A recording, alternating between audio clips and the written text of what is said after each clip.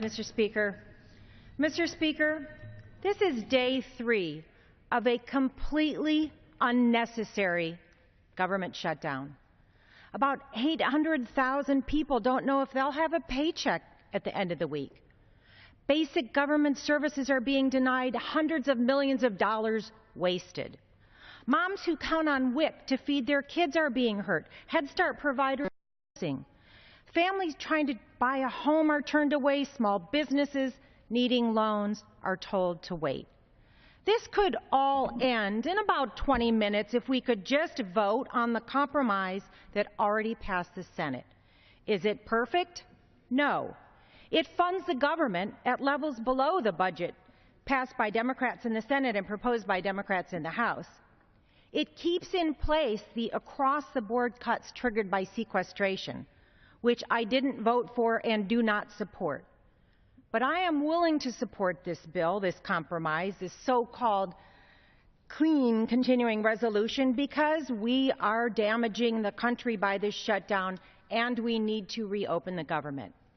And why is the government shut down? People don't understand this. Well, because some of my colleagues want to defund, delay, and deny the Affordable Care Act.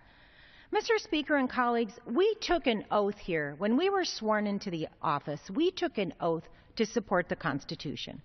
And according to the Constitution, when a bill passes both chambers and is signed into law by the President, it becomes a law. We learned that in basic civics.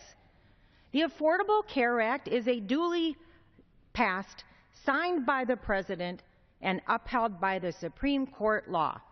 So if you don't like a law, how do you change it? Again, think back to civics. Through the legislative process. Draft legislation, have hearings, mark it up, put it up for a vote. That's how this body ought to function. How not to change laws? By shutting down the federal government. Who on earth could be proud of what we're doing here? Who could look at this and be proud? I'll tell you, the American people, in fact, people around the world are watching. They've seen bitterness and rancor. They've heard oversimplification and a lot of misinformation. It is time to stop governing by cynicism and crisis.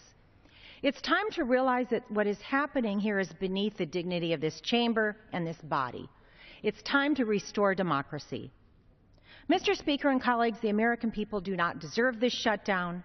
There are enough members of the Republican and Democratic caucuses to open this government right now. Mr. Speaker, let us vote.